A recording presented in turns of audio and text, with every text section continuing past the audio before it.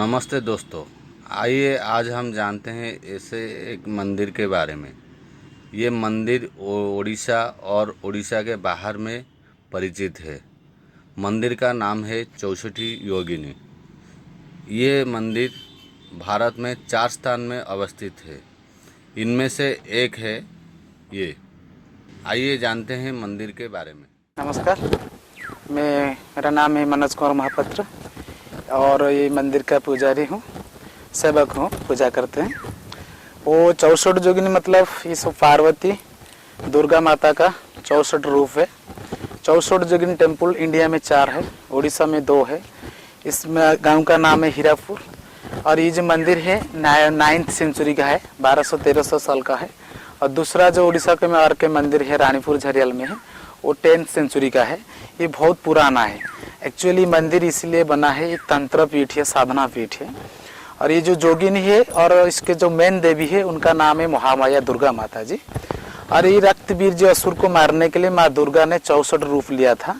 इसको 64 जोगिनी बोलते हैं और उसका चारों तरफ घूम के रहते हैं जो 64 जोगिनी है। 64 जोगिनी में वो जो एक एक देवी का नाम, उनका वाहन, उनका सवारी और उनका जो हेयर स्टाइल है वो 64 का है। और ये मंदिर का सबसे खासियत ये है, यहाँ आपको लेडी गणेश देखने के लिए मिलेगा। और ये जो मंदिर है आप देख रहे हैं, ये ओपन टेम्पल है। ये ओपन टेम्पल इसलिए है कि मंदिर का जो तांत्रिक लोग यहाँ आते थे वो मिडिल में एक जो मंडप है, इसको चंडी मंडप बोलते हैं, के चंडी मंडप के ऊपर वो तंत्र साधना किया करते थे। तंत्र साधना होने के बाद उनको जो पावर मिलता था डायरेक्ट ऊपर से, इसीलिए मंदिर का ओपन टेम्पल है। ठीक है। और ये जो स्ट्रक्चर बनी है मंदिर का, और ये पूरा शिवलिंगम जैसा है, इसका सर्कुलर शिव शक्ति जैसा है और जो मिडिल है वो शिवलिंगम जैसा है। अब शिव के ऊपर जो जल डालने से जो निकलता है उसको एग्जिट पॉइंट बनाया गया है, वो जो एंट्रेंस कहते हैं। और उसके जो सामने है सूर्य मंडप है, सूर्य मंडप। वहाँ तांत्रिक लोग जो पहले आते थे वहाँ बैठ के तंत्र साधना करते थे। इसके बाद बाहर नवदुर्गा पूजा करते थे। इसके बाद अंदर जाके 64 जोगिनी पूजा करते थे। और ये 64 जोगिनी में एक मिसिंग है और जो सर्वमंगला बोलते हैं।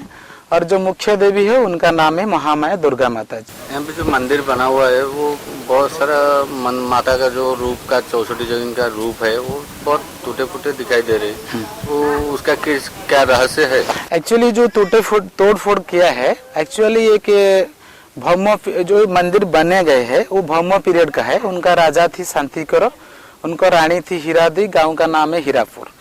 लेकिन वो जो 64 देवियां हैं, 64 जोगिनी है, वो पहले कलापाड़ था, उसको तोड़ फोड़ सब कर दिए हैं। और कलापाड़ एक्चुअली के हिंदू था, वो मुस्लिम लड़की की शादी हुआ तो हिंदू समाज ने उनको ग्रहण नहीं किया, इसलिए गुस्सा आके इंडिया में हर बहुत टेम्पल तोड़ फोड़ किए हैं, इसीलिए कि कोई आके यहाँ पूजा कर सकते हैं। वो ग्रेनाइट स्टोन से बनी है। यहाँ पे बहुत सारे दर्शक भी आते हैं। हाँ, वहाँ टोटल इंडिया और इंडिया बाहर से टूरिस्ट वहाँ आते थे, पर्यटक आते थे और फॉरेनर्स बहुत ज़्यादा यहाँ आते थे। और अभी कम हो गया, अभी कोरोना चल रहा है, अभी 8 महीना हो गया, कोई भी नहीं है। टोटल 213 देश में चल रहा है कोरोना, अभी तो इसीलिए बंद है, पर्यटक नहीं आने पाना है। और इसीलिए अभी खुलने वाला है, गवर्नमेंट ने बताया कि कभी खोलेगा, 1 साल 2 साल बीच में खुल जाएगा। बहुत सारा महिमा है माँ का कृपा से। जो भी लोग यहाँ आते थे, किसका बच्चा नहीं है, शादी हो ना पा रहा है, तो यहाँ माँ के पास शरण लेंगे तो मन्नत के लिए गुआ नारियल बैठाएंगे तो मन्नत पूर्ण होता है। कौन सा बड़ा पर्व है? पर्व अभी चल रहा है, पार्वण अभी कमिंग सून आ रही है। अभी जो दुर्गा पूजा होता है 16 डेज का पूजा होता है, 16 पूजा होता है।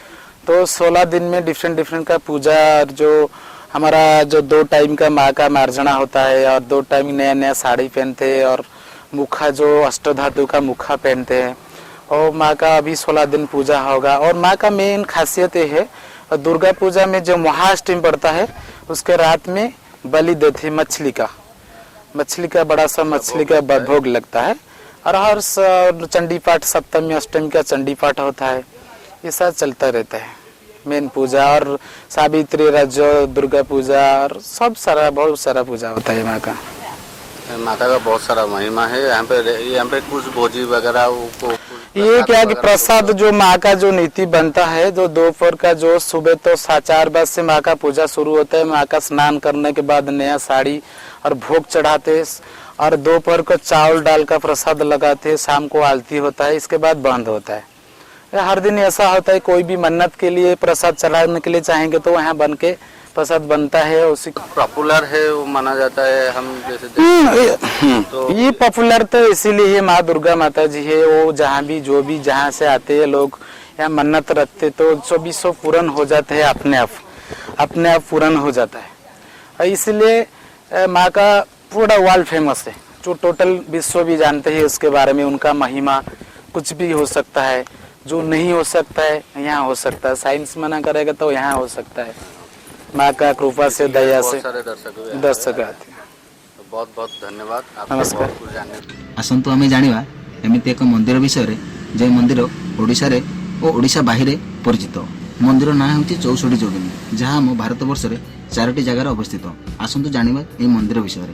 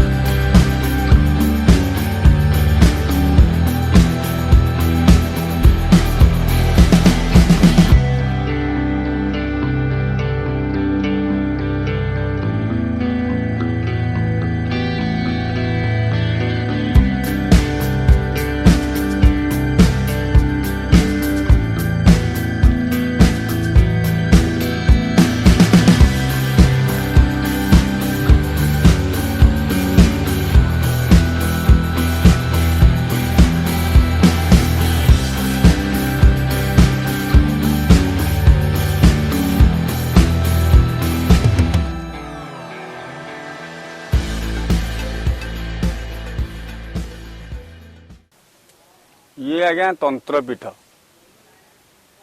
ये सबू जोगिनी माने पार्वती 64 रूप और 64 कला, 64 जोगिनी 64 प्रकार हेयर स्टाइल केश विन्यास भी अच्छी। ये नवम शताब्दीर भारत रे ये जगह तंत्रपीठ 4 जगह अच्छी। ओडिशा रे 2 जगह, गोटे रानीपुर झरियाल, गोटे हीरापुर। एटा प्रसिद्ध तंत्रपीठ कौन, साधक माने एठी साधना करिया को आसंती। जो कोनोसी साधना, तंत्र साधना, जोगिनी तंत्र कहले 64 जोगिनी 64 प्रकार कला अच्छी। छिन्नमस्ता, बगलामुखी, मातंगी, षोड़शी, भुवनेश्वरी, त्रिपुरा सुंदरी। ये गणेश अच्छा नारी रूप से। आउ समस्तर पावर भिन्न भिन्न। ये बहुत साधक बाहर आसंती। ये माँ सकाळे बालभोग हुए, माँ को माजना हुए भोर 5टारू। माँ ये सकाळे बालभोग, दीपर अन्नधूप, राति की आलती। ये जो कौन तंत्र साधना करती राति करा जाए। दिन बेले माँ शक्ति उपासना बा तंत्र साधना बा चंडी पाठ भी हुए। ये मेन पूजा है दशहरा। 16 दिन 16 प्रकार भोग हुए। खेचड़ी, पिठा, खीरी माटी हांडी रे हुए। माँ ये जो कौन मनस्कामना मंगलवार शनिवार करा जाए। ये जो कौन मनस्कामना आप बाहर हो पारनी, आपण घरे अचिंता होती, रोगग्रस्त होती, जो कौन आपणकर खराब ये भल हो जाए। दर्शक माने बहुत आसंती।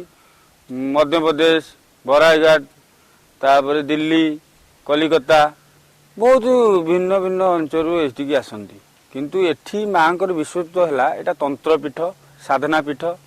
ये तंत्रपीठ छात ना आमर ये गोलेईटा आमर ये शिव शक्ति आउ लिंग अच्छा 4 कणिया भाया। माँ को चारिपटे एमती शक्ति अच्छा, माँ मझीरे अच्छा महामाया। ये सब देवी मानकर समस्तर भिन्न भिन्न पावरफुल अच्छी। ये जो कौन आप ଚାହିଁବେ ଛିନ୍ନମସ୍ତା ରାହୁ ଦଶା ପଡ଼ିଥିବ ଆଉ ବଗଳାମୁଖୀ ଏଠି ଗ୍ରହ ସାଧନା ବଗଳାମୁଖୀ ଏଠି ବହୁତ ସାଧକମାନେ ଆସନ୍ତି। ଏଠି ଅରୂପାନନ୍ଦ ଆସିଥିଲେ, ତାପରେ ବହୁତ ମାନେ ଏଠି ସୁର ପଣ୍ଡିତ ଆସନ୍ତି। ଭିନ୍ନ ଭିନ୍ନ ଏଠି ଆମର ଯୋଗିନୀ ମହୋତ୍ସବ ଡିସେମ୍ବର 23, 24, 25 ହୁଏ। ମାଆଙ୍କର ଗୋଟେ ଯଜ୍ଞ ହୁଏ ମାଘ ମାସରେ। ଆଉ ମାଆଙ୍କର ଏଠି ପୁଷ୍କରଣୀ ଅଛି, ଏଠି ଚନ୍ଦନ ଯାତ୍ରା ହେଉଥିଲା। ବହୁତ ଭିନ୍ନ ଭିନ୍ନ ଦେଶରୁ ଆସନ୍ତି, ବହୁତ ସାଧକମାନେ ବି ଆସନ୍ତି ଏଠି ସାଧନା ସିଦ୍ଧ କରିବାକୁ। ଆପଣ ଦେଖିବେ ଯେଉଁ ଜାଗା ସବୁ ବୁଲି ବୁଲି ତନ୍ତ୍ର ସାଧନା କରିକି ଏଠି ମାଆଙ୍କୁ ଶକ୍ତି ଉପାସନା କରାଯାଏ। ଏଠି ମାଆଙ୍କର ଚାରିପଟେ ଅଛନ୍ତି 64 ଯୋଗିନୀ, ନବଦୁର୍ଗା ଅଛନ୍ତି, ଆଉ ଦ୍ୱାରପାଳ ଅଛନ୍ତି। ଆମର ଏଠି ସୂର୍ଯ୍ୟ ମଣ୍ଡପ ଅଛି, ଏଠି ବାବା ସଙ୍କଟେଶ୍ୱର ଅଛନ୍ତି। ଆମ ଶିବ ଏଠି ବଢ଼ୁଛନ୍ତି, ଶକ୍ତି ସହ ଟୋଟାଲି ବଢ଼ୁଛନ୍ତି। ଆଉ ଆମର ଏଠି ଗୋଟେ ଚମତ୍କାର ଚମତ୍କାର ବାବା ଲିଙ୍ଗର ମାନେ ଲିଙ୍ଗ ଅଟୋମେଟିକ ବଢ଼ୁଛି। ଏଠାରେ ଦର୍ଶକମାନେ ବି ନିଜେ ଏଠି ଅନୁଭବ କରିଛନ୍ତି। ହଁ ଯାହାର ପୁଅ ଝିଅ ହଉନି ଜଳସାଇ ହୁଏ ବାବାଙ୍କ ପାଖରେ, ସଙ୍କଟେଶ୍ୱର ତାଙ୍କ ନାଁ ହେଲା। ବହୁତ ସଙ୍କଟ ଉଦ୍ଧାର ପାଇଁ ଆମର ଏଠି ଗ୍ରାମବାସୀ ମାନେ ପୁଅ ଝିଅ ନହେଲେ ଏଠି ଉପାସନା କରାଯାଏ। ଗୁହାରିଆ ପଡ଼ନ୍ତି ବି ଏଠି, ଗୁହାରିଆ ପଡ଼ନ୍ତି। ଆଉ ତାଙ୍କର ମଙ୍ଗଳ ମଙ୍ଗଳ କାମନା ପୂର୍ଣ୍ଣ ହେଇଛି। ହଁ ହେଇଛି, 21 ଦିନର ଚମତ୍କାର ହେଇଛି ଏଠି। ଶକ୍ତି ବାବା ବଳ ଦେଇଛନ୍ତି ଏଠି। ବହୁତ ମିରାକିଲ। ହଁ ମିରାକିଲ ହେଇଛି। ଆମେ ଏଠି ରାତି 12ଟାରେ ମୋ ପିଲାବେଳେ ମୁଁ 8-10 ବର୍ଷର ହେଇଥିଲି, ବାବା ଆସିଥିଲେ 2 ଜଣ, ଗୋଟେ ମାତା ଆସିଥିଲେ ଏଠି ସାଧନା କଲେ, ଶକ୍ତି ସାଧନା ବହୁତ ଚମତ୍କାର ହେଲା। ଆଉ ଏଠି ନଙ୍କା ଆହୁତି ଦେଲେ, ସେ ମା ଜାଣିଥିଲେ ସାଧନା, ନଙ୍କା ଆହୁତି ଦେଲେ ତାଙ୍କର ପୂରଣ ବି ହେଲା। ଶକ୍ତି ଯେଉଁ କାମନା ସକାଶେ ଆସିଥିଲେ ତାଙ୍କ କାମନା ସିଦ୍ଧ ହେଲା। ଏଠି ଯେକୌଣସି ସାଧନା କରିବେ ସିଦ୍ଧପୀଠ। ଆପଣଙ୍କ ଯେକୌଣସି ଗ୍ରହ ପୀଡ଼ା, ଶତ୍ରୁ ପୀଡ଼ା, ଗ୍ରହ ପୀଡ଼ା, ଘରେ ଅଶାନ୍ତି, ବାସ୍ତୁ ଦୋଷ, ଏଠି ଆସିଲେ ମାନେ ମଙ୍ଗଳବାର ଶନିବାର ଏଠି ପୂଜା କରାଯାଏ। ଏ ଯେଉଁ ହୋମ ଏଠି ଯେଉଁ ହୁଙ୍କା ଗୋଟେ ହେଇଛି ବାବାଙ୍କ ମନ୍ଦିର ସାମ୍ନାରେ, ଏ ହୁଙ୍କାର କିଛି ମହତ୍ତ୍ୱ ଅଛି? ହଁ ଏଠି ଆମେ ପିଲାଦିନୁ ଦେଖୁଛୁ ଗୋଟେ ବଉରକୋଳି ଗଛ ଥିଲା। ଏ ବଉରକୋଳି ଗଛ ଭିତରେ ହୁଙ୍କା ମନକୁ ମନ ହେଉଥିଲା। ନାଗନାଗୁଣୀ ରହନ୍ତି ତା ଦିହରେ। ତାପରେ ଆମର ଏଠି ନାଗଲ ଚତୁର୍ଥୀ ପୂଜା କରାଯାଏ। ଆଉ ବିଭିନ୍ନ ପ୍ରକାର ପୂଜା କରାଯାଏ ଏଠି। ଆଉ ଆମର ଏ ଯେଉଁ ଦେଖିବାକୁ ପାଇଲୁ ଯେ ମନ୍ଦିରର ମାଆଙ୍କର ମୂର୍ତ୍ତି ବା ମାଆଙ୍କର ଯେଉଁ 64ଟା ବେଶ ଅଛି, ବେଶ ଗୁଡ଼ାକ କିଛି କିଛି ମାତ୍ରାରେ ଭାଙ୍ଗି ଭୁଙ୍ଗି ଯାଇଛି, ତାହାର କିଛି ରହସ୍ୟ ଅଛି କି? ହିନ୍ଦୁ ଥିଲା, ମୁସଲିମ ଝିଅକୁ ବିବାହ ହେଲା, ହିନ୍ଦୁ ସମାଜ ତାକୁ ଗ୍ରହଣ କଲାନି, ରାଗିକି ସବୁ ହିନ୍ଦୁ ମନ୍ଦିର ସବୁ ନଷ୍ଟ କରିଦେଲା। ଏଠି ବି ଯୋଗିନୀ ମନ୍ଦିର ସବୁ ନଷ୍ଟ କରିଦେଇଛି। ଏଠି ବି କଳାପାହାଡ଼ ଆସି ଏଠି କଳାପାହାଡ଼ ବି ଆସିଛି, ସେଥିପାଇଁ ମନ୍ଦିର ମାଆଙ୍କର ସବୁ ଅବତାର ଗୁଡ଼ା ଅବତାର ଭାଙ୍ଗି ଯାଇଛି। ଏଠାରେ ଆଉ କିଛି ମହିମା ଯାହାକି ଲୋକମାନଙ୍କ ଠାରେ ଦେଖିବାକୁ ପାଇଛନ୍ତି କିମ୍ବା ଦେଖୁଛନ୍ତି, ତାପରେ କିଛି ଏକ୍ସଟ୍ରା ବିଶେଷତ୍ୱ ଅଛି ଯେ ଯେଉଁ ଲୋକ ଆସିକି ମାନସିକ କରୁଛନ୍ତି ତାଙ୍କର ନିଶ୍ଚିତ ମାତ୍ରାରେ ପୂର୍ଣ୍ଣ ହେଇଛି। ଆଜ୍ଞା ଏଠି ମଙ୍ଗଳବାର ଶନିବାର ବିଶେଷତଃ ଆପଣଙ୍କ ହଉ ଯିଏ ବି ହୁଅନ୍ତୁ, ଏଠି ମଙ୍ଗଳବାର ଶନିବାର ଆପଣ ଗୁଆ ନଡ଼ିଆ ମାନସିକ କରିବେ ମାନେ ଆପଣ ଯେମିତି ହେଲେ ରେଜଲ୍ଟ ପାଇବେ। ଯେଉଁଥିପାଇଁ ବସାନ୍ତୁ ନିଶ୍ଚିନ୍ତ ମାନସିକ 21 ଦିନ ଭିତରେ ପୂର୍ଣ୍ଣ ହେବ। ଏଠି କ'ଣ ସାଧନା 64 ଯୋଗିନୀ, 64 ଯୋଗିନୀଙ୍କର 64 ପ୍ରକାର ରୂପ ଚମତ୍କାର ବି ଅଛି। ଆପଣ ଯେଉଁ ଯୋଗିନୀକି ସାଧନା କରିବେ ସେ ମନ୍ତ୍ର ମୂଳ ମନ୍ତ୍ର ଅଛି ମାଆଙ୍କର, ଯେମିତି ଶରଣାଗତ ଦୀନାର୍ଥ ପରିତ୍ରାଣ ପରାୟଣୀ ସର୍ବସ୍ୟାତେ ହରେ ଦେବୀ ନାରାୟଣୀ ନମସ୍ତୁତେ ଜୟନ୍ତୀ ମଙ୍ଗଳା କାଳୀ ଭଦ୍ରକାଳୀ କପାଳିନୀ ଦୁର୍ଗା କ୍ଷମା ଶିବା ଧାତ୍ରୀ ସ୍ୱାସୋଧା ନମସ୍ତୁତେ ମାଲୋସ୍ଥାନେଶ୍ୱରୀ ନମସ୍କୃतं ରୂପଶୋକ ପ୍ରଦାୟିନୀ ସ୍ଥାନ କାମ ପଦା ଦେବୀ ସଦା ମଙ୍ଗଳକାରିଣୀ ଦେବୀ ପ୍ରପନ୍ନା ହରେ ପ୍ରସିଦ୍ଧ ପ୍ରସିଦ୍ଧ ମାତା ଜଗତଖିଳସ୍ୟ ପ୍ରସିଦ୍ଧ ବିଶ୍ୱେଶ୍ୱରୀ ପାହି ବିଶ୍ୱ ତୁମେ ଏକ ମାତା ଚରାଚରସ୍ୟ ମା। ପାଇଁ ହଁ ଆଜ୍ଞା ଏଠି ବହୁତ ଆସନ୍ତି। କ'ଣ ଶୀତ ଦିନେ ପାଖାପାଖି ଆସନ୍ତି ରସୁଲଗଡ଼, ତାପରେ ଗଙ୍ଗନଗର, ତାପରେ ଧଉଳି, ତାପରେ ନିମାପଡ଼ା, ବହୁତ ଆସନ୍ତି। ଏଠି କ'ଣ କି ଏ ଜାଗାଟା ବହୁତ ମହତ୍ତ୍ୱପୂର୍ଣ୍ଣ। ଏଠି ଭୁବନେଶ୍ୱରଠୁ 10 କିଲୋମିଟର, କିନ୍ତୁ ଏ ଜାଗାରେ ଆପଣ ବସିବେ ଘର ସବୁ ଭୁଲିଯିବେ। ଏଠି କ'ଣ ଏତେ ସୁନ୍ଦର ପରିବେଶ, ଏଠି ଆପଣ ଯେକୌଣସି ସ୍ଥିର ହେଇକି ବସିବେ ଆପଣ ଯେମିତି ହେଲେ ରେଜଲ୍ଟ ପାଇବେ, ମନକୁ ସାନ୍ତ୍ୱନା ମନ ସାନ୍ତ୍ୱନା ପାଇବେ, ମନ ଆଜ୍ଞା ମିଳିବ, ମନକୁ ଆନନ୍ଦ ମିଳିବ। ଆନନ୍ଦ ମିଳିବ। ଏଠି ବହୁତ ରୋଷେଇବାସ ବି ହୁଏ, ବହୁତ ଯିଏ ମାନସିକ ବି କରନ୍ତି, ମାନସିକ ତାଙ୍କ ପାଇଁ ବି ସେମାନେ ବି ରୋଷେଇବାସ କରନ୍ତି ଏଠି। ରୋଷେଇବାସ ଆମର ମନସ୍କାମନା ପୂର୍ଣ୍ଣ ହେଲା ଭାଇନା, ଆଉ ମାଆଙ୍କ ମାର୍ଜନା କରନ୍ତୁ, ରୋଷେଇବାସ କରନ୍ତୁ, ଆଉ ପ୍ରସାଦ ବାଣ୍ଟି ଖାଆନ୍ତି ଏଠି ରୋଷେଇବାସ କରିକି। ବହୁ ମାତ୍ରାରେ ରୋଷେଇବାସ କରିବାର ବି ହଁ ସହଯୋଗ ଅଛି। ଆମର ଏଠି ଗେଷ୍ଟ ହାଉସ୍ ଅଛି ଗଭର୍ଣ୍ଣମେଣ୍ଟ ତରଫରୁ, ଏଠି ରୋଷେଇବାସ କରିକି ଖାଇପାରିବେ ଆପଣମାନେ। ଏଠି ତାପରେ ପୁଷ୍କରିଣୀ ଅଛି, ଗାଧେଇ ପାରିବେ। ଏଇ ସବୁ ଅଛି ସୁବିଧା। ବା ମାଙ୍କ ପାଖରେ ଭୋଗ ଅର୍ଚ୍ଚନା କରିବା ପାଇଁ ଆଜ୍ଞା। ବହୁତ ଲୋକ ବି ଆସନ୍ତି। ଏଠାରେ ସବୁ ପ୍ରକାର ବ୍ୟବସ୍ଥା ବି ଅଛି। ଅଛି। ଆଜ୍ଞା।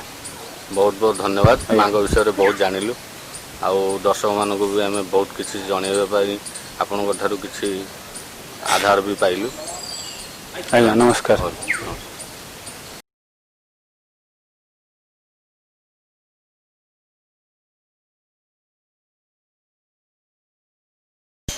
ଆସନ୍ତୁ ଆମେ ଜାଣିବା ଏଠାକାର ଭାଇମାନଙ୍କ ଠାରୁ ମନ୍ଦିର ବିଷୟରେ କିଛି ଜାଣିବାକୁ ଚାହିଁବା।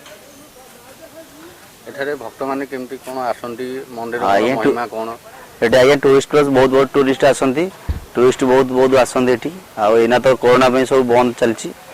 ଆଉ ପ୍ରାୟ 7-8 ମାସ ହେଲାଣି କରୋନା ପାଇଁ ବନ୍ଦ ହେଲାଣି। ସେଥିପାଇଁ ଆଜ୍ଞା ସେ ଗଭର୍ଣ୍ଣମେଣ୍ଟ ବନ୍ଦ କରୁଛି ଡିକ୍ଲେୟାର। ସବୁଆଡ଼େ ଗଭର୍ଣ୍ଣମେଣ୍ଟ ମନ୍ଦିର ବନ୍ଦ କରୁଛି, ଏଠି ବି ବନ୍ଦ। ଏଠି ବହୁ ପରିମାଣରେ ଲୋକ ଆସନ୍ତି। ବହୁତ ପରିମାଣ ଲୋକ ଆଜ୍ଞା ଆସନ୍ତି। ବହୁତ ବଡ଼ ଟୁରିଷ୍ଟ ଲୋକ ଆସନ୍ତି। ବାହାରୁ ବି ଟୁରିଷ୍ଟ ଲୋକ ଆସନ୍ତି। ଏଠି ମାଙ୍କର ମହିମା କିଛି ବହୁତ ଆଜ୍ଞା ମାନେ ଲୋକମାନେ ସମସ୍ତେ ମାନସିକ ଆଜ୍ଞା ନେଇକି ଆଜ୍ଞା ଆସନ୍ତି ନା ଆଜ୍ଞା ଆଜ୍ଞା ଭୋଜିଭାତ? ନାଇଁ ଭୋଜିଭାତ ହୁଏ। ମାଙ୍କ ପାଖରେ ବହୁତ କିଛି ସବୁ କାର୍ଯ୍ୟକ୍ରମ ଅନୁଷ୍ଠାନ ହୁଏ। ଭଲ ମାଙ୍ଗଳିକ କାର୍ଯ୍ୟକ୍ରମ ଅନୁଷ୍ଠିତ ହୁଏ। ଯଜ୍ଞ ବି ହୁଏ ମାଙ୍କର ଏଠି ସରସ୍ୱତୀ ପୂଜାକୁ। ଆଉ ଏଠି ଲାଷ୍ଟ ଗୋଟେ ଡିସେମ୍ବର 23-24 ଗୋଟେ ଫେଷ୍ଟିଭାଲ ହୁଏ ଗଭର୍ଣ୍ଣମେଣ୍ଟ ତରଫରୁ, ଗୋଟେ ଓଡ଼ିଶୀ ନୃତ୍ୟକାର ଗୋଟେ ହୁଏ। ବହୁତ ପ୍ରକାର ଟୁରିଷ୍ଟ ବି ଆସନ୍ତି ବୁଲିବାକୁ ଆଜ୍ଞା। ଆଉ ଏଠି ସବୁଠୁ ବଡ଼ ପର୍ବ ଦଶହରାରେ ଦଶହରା 16 ପୂଜା ମାଙ୍କର ହୁଏ। ଏବେ ବି ମାଙ୍କର 16 ପୂଜା ଆୟୋଜନ ଚାଲିଛି। ଆଉ ଏଇ ମାସେ ତ ମାଙ୍କର 16 ପୂଜା ସରିବ। ଦଶହରାକୁ ବହୁ ପରିମାଣରେ ଲୋକ ଆସନ୍ତି ଆଜ୍ଞା ଆଜ୍ଞା। ଏଠି କିଛି ବହୁତ ବଡ଼ ଫଙ୍କସନ୍ ବି ହୁଏ। ବହୁତ ଫଙ୍କସନ୍ ହୁଏ। ଆମର ସରସ୍ୱତୀ ପୂଜାକୁ ହୁଏ। ଆଉ ଦଶହରାକୁ ବି 16 ପୂଜା ମାଙ୍କର ହୁଏ। ଭଲ ଭଲ କାର୍ଯ୍ୟାନୁଷ୍ଠାନ ହୁଏ। ମାଙ୍ଗଳିକ କାର୍ଯ୍ୟାନୁଷ୍ଠାନ। ଏଇଟା ୱାର୍ଲଡ ଫେମସ୍ ମନ୍ଦିର ଇଏ। ଆଜ୍ଞା। ଫେମସ୍ କୋଉଥିପାଇଁ ମନ୍ଦିରଟା? ଆଜ୍ଞା ମନ୍ଦିରଟା ଫେମସ୍ କ'ଣ ପାଇଁ ଯେ ନାହିଁ? ଫେମସ୍ ତ ଆଜ୍ଞା କ'ଣ, ମାଙ୍କର ଗୋଟେ ମାମୟୀ 64 ଯୋଗିନୀ ମନ୍ଦିର। ମାଙ୍କର ଗୋଟେ କାର୍ଯ୍ୟାନୁଷ୍ଠାନ, ମହିମା ଗୋଟେ ଅଲକ୍ଷ୍ୟ ଆଜ୍ଞା। ଆମେ ତ ଆଜ୍ଞା ଗାଁ କର୍ମଯୋଗୀ ଲୋକମାନେ ଆମେ ଆଇଛୁ ତ